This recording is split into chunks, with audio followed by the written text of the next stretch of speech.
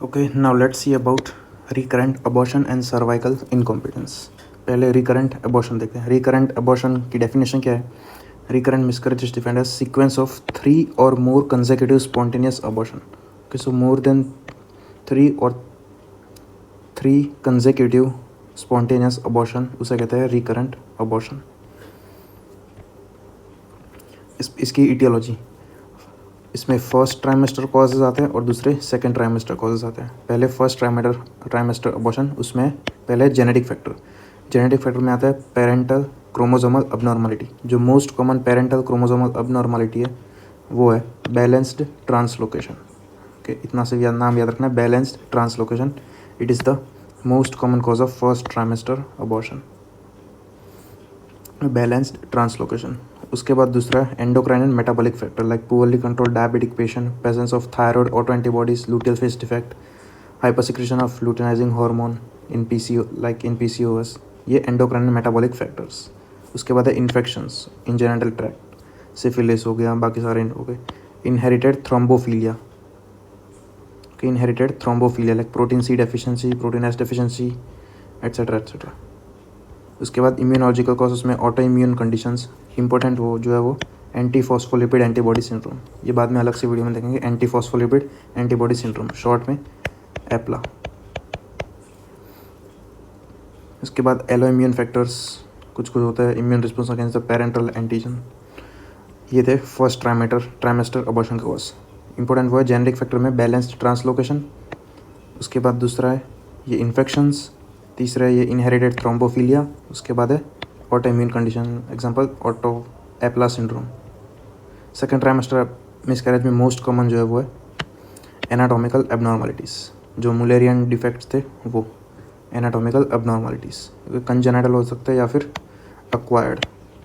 Congenital में Mullerian duct fusion या उसकी एबनॉर्मलिटीज़ या कंजेनिटल डिफेक्ट. एक्वायर्ड में intrauterine adhesions, uterine fibroid, endometriosis, cervical incompetence.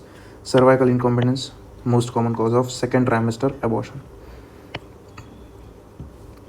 तो ये सारे इंपॉर्टेंट कॉजेज हो गए of second trimester abortion. Uterine causes के defect in Mullerian fusion, Asherman syndrome जो है इंट्रायूट्राइन अडेशंस. ये मुलेरियन डिफेक्ट्स के कुछ types, septate uterus, double uterus, hysterosalpingography showing बाइकॉन्वेट uterus. Most common cause in second trimester abortion was cervical insufficiency या cervical incompetence. इसकी definition क्या है? It is painless. Okay, it is painless cervical dilatation with ballooning of the amniotic sac into vagina which is followed by rupture of the membrane and expulsion of fetus. अब इसमें होता क्या है, ये suppose हमारा cervix है, due to any cause in second trimester ये dilate होने लगता है cervix in the second trimester. इसकी वजह से होता क्या है, जो एमनियोटिक सैक है वो उसकी बलूनिंग होने लगती है. ओके, एमनियोटिक सैक उसकी बलूनिंग होने लगती है और वो थोड़ा थोड़ा बाहर हर्निएट होना स्टार्ट हो जाता है.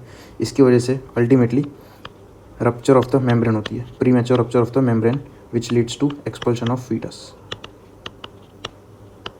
तो इस तरीके का कुछ होता है इन सर्वाइकल इनकॉम्पिटेंस. पहले पेनलेस सर्वाइकल डायलेटेशन होगा, उसके बाद ballooning of the amniotic sac होगा, then rupture of the membrane and expulsion of fetus. ये यूजुअली होता है 16 to 24 वीक्स सेकेंड ट्राइमेस्टर में. इसकी etiology, it can be either congenital और एक्वायर्ड. कॉन्जेनिटल में developmental weakness of the cervix और uterine anomalies. Acquired में mostly it is iatrogenic surgical cause like forcible dilation of cervix, DNC operation, any induced abortion by DNE, any vaginal operated delivery through undilated cervix, amputation of cervix और cone biopsy. In short, cervix या vagina में कोई भी operation हुआ हो, वो DNC, DNE, vaginal delivery in undilated cervix, amputation, conization, cone biopsy, forcible dilation of cervix in DNC, ये सब इसके कॉजेज हो गए. तो कंजेनिटल एंड एक्वायर्ड. कंजेनिटल में तो developmental weakness of cervix and uterine anomalies. ये एक्वायर्ड में इट इज़ इएट्रोजेनिक. सारी सर्जरीज का नाम. अब डायग्नोसिस में पहले हम एक पेशेंट की हिस्ट्री लेंगे. पेशेंट क्या हिस्ट्री देगा? एक तो वो repeated mid trimester painless cervical dilatation होगा, दूसरा escape of liquid amnii followed by painless expression of products of conception. तो ये उसकी कंप्लेन होगी. वो बोलेगा कि मेरे को बार बार मिड ट्राइमेस्टर में पेनलेस सर्वाइकल डायलेटेशन हो रहा है, प्लस उसमें डिस्चार्ज भी आ रहा है which is liquid amniotic fluid followed by painless expulsion of products of conception. तो ये इस तरीके की कुछ हिस्ट्री होगी। तो पहला डायग्नोसिस हम करेंगे by history taking in non pregnant female. Pregnant female में हम इंटरनल एग्जामिनेशन करेंगे, जिसमें हम क्या देखेंगे, हेगार्स डायलेटर पास करेंगे in the cervix, mostly number 8। अगर हेगार्स डायलेटर पास हो जाता है beyond internal os without any resistance और पेन, देन हम कहेंगे कि ये सर्वाइकल इनकॉम्पिटेंस है।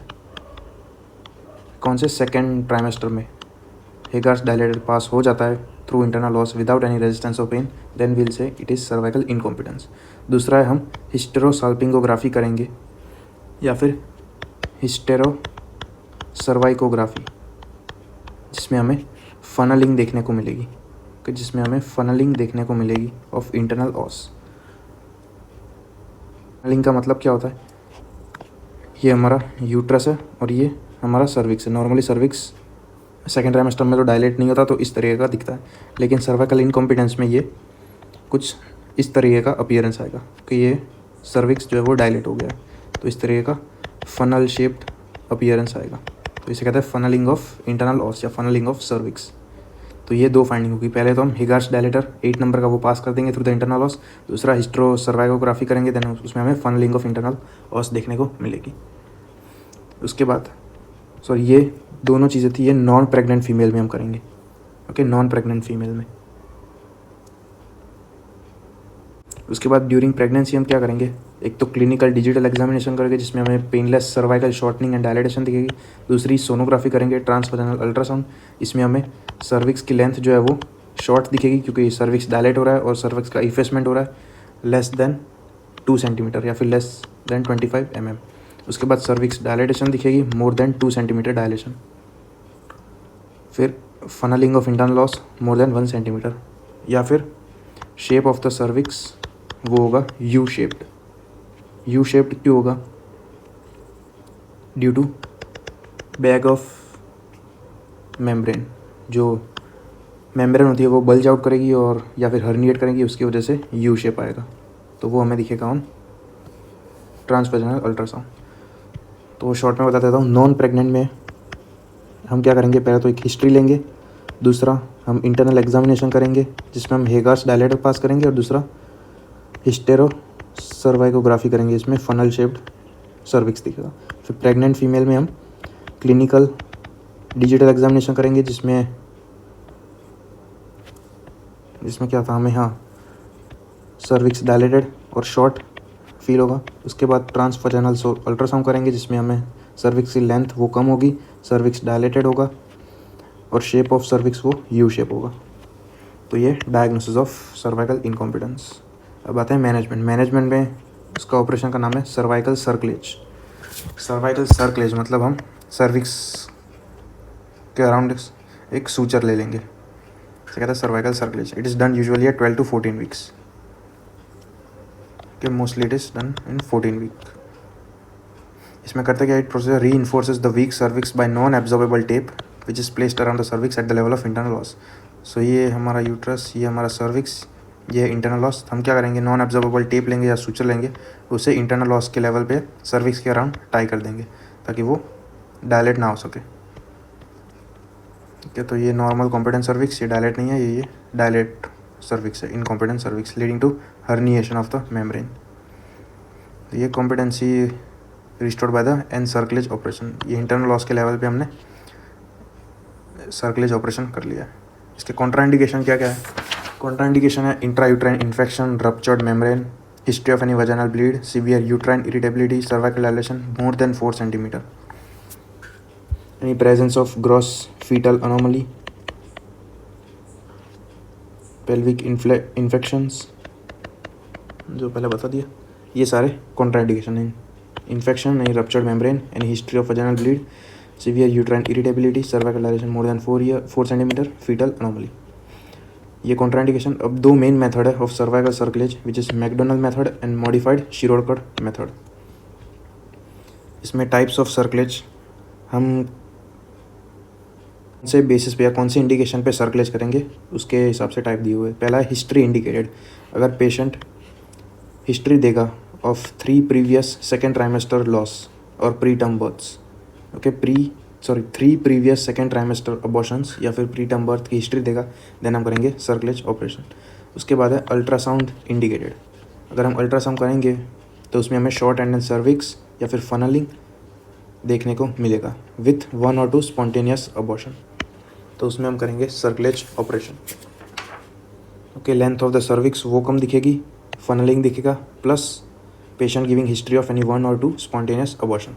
उसके बाद थर्ड वो है एग्जामिनेशन इंडिकेटेड और रेस्क्यू और इमरजेंसी सर्कलेज, जिसमें हम अगर हमें सर्वाइकल डायलेशन मिला इन द सेकेंड ट्राइमेस्टर तो हम इमीडिएटली सर्कलेज ऑपरेशन कर देंगे। तो ये बेस्ड ऑन हिस्ट्री, जिसमें 3 प्रीवियस हिस्ट्री होगी, बेस्ड ऑन अल्ट्रासाउंड जिसमें अल्ट्रासाउंड की फाइंडिंग्स प्लस 1 और 2 स्पॉन्टेनियस लॉसेस की history. Third is emergency. Method में मैकडोनल्ड्स ऑपरेशन और शिरोडकर ऑपरेशन। मैकडोनल्ड ऑपरेशन में नॉन ऑब्जर्वेबल सूचर हम टाई कर देते हैं eight the level of internal loss in पर स्ट्रिंग सूचर ले लेते हैं हम eight the level of internal loss. तो ये पर्स स्ट्रिंग सूचर लिए eight the level of internal os के around the cervix. Modified Shirodkar cerclage में मार्सेलिन टेप यूज़ करते हैं, तो टेप बांध देते हैं around the cervix at internal os, लेकिन ये मोस्टली यूज़ नहीं होती। जो मोस्ट कॉमनली यूज़ होती है मेथड वो है मैकडोनल्ड ऑपरेशन। थर्ड वो है ट्रांस एब्डोमिनल सर्कलेज। अगर दोनों मेथड फेल हो जाए देन हम करेंगे ट्रांस एब्डोमिनल सर्कलेज, वो भी रेयरली परफॉर्म होती है। पोस्ट ऑपरेटिव केयर में bed rest, then progesterone supplementation, 17 alpha hydroxy progesterone caproate. Progesterone क्या करता है, प्रेगनेंसी को सपोर्ट करता है, तो ये डिलीवरी को डिले करेगा।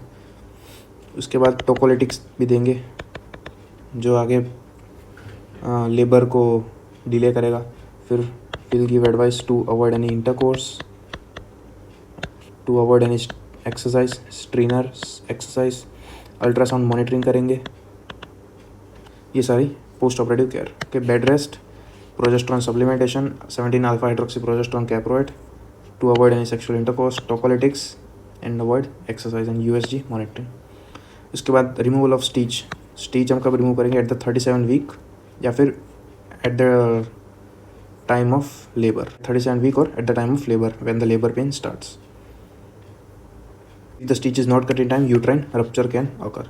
कॉम्प्लिकेशंस क्या क्या है सर्कलेज ऑपरेशन के, तो स्लिपिंग और cutting through the suture, chorioamnionitis, rupture of the membrane, cervical scarring और dystocia which require caesarean section. यही सारे कॉम्प्लिकेशंस जो है यही they are also indications of earlier removal of the suture. कि अगर स्लिपिंग और कट थ्रू हो जाए वो तो नहीं है, लेकिन rupture of membrane, then preterm labour, any haemorrhage, infection, fetal distress, ये सारे complications and indication of earlier removal. तो यही था पूरा recurrent abortion and cervical incompetence के बारे में। रिकरेंट अबॉर्शन में हमने उसकी डेफिनेशन देखी पहले, देन उसकी ईटियोलॉजी देखी, फर्स्ट ट्राइमेस्टर के कॉजेस, देन सेकेंड ट्राइमेस्टर के कॉजेस, उसके बाद सर्वाइकल इनकॉम्पिटेंस उसकी डेफिनेशन देखी, उसका कैसा आगे फीचर होता है वो देखा, ईटियोलॉजी देखी, डायग्नोसिस देखा नॉन प्रेग्नेंट फीमेल में, फाइंडिंग्स क्या होगी ऑन द सोनोग्राफी वो देखी, सर्विक्स की लेंथ, डायलेटेशन, शेप कैसा होगा वो देखा, मैनेजमेंट देखा, उसकी उनके 2 ऑपरेशंस देखे, कब करता है वो देखा, कॉन्ट्राइंडिकेशन देखी, टाइप्स ऑफ सर्कलेज देखे, कॉम्प्लिकेशंस देखी, पोस्ट ऑपरेटिव केयर, यही था पूरा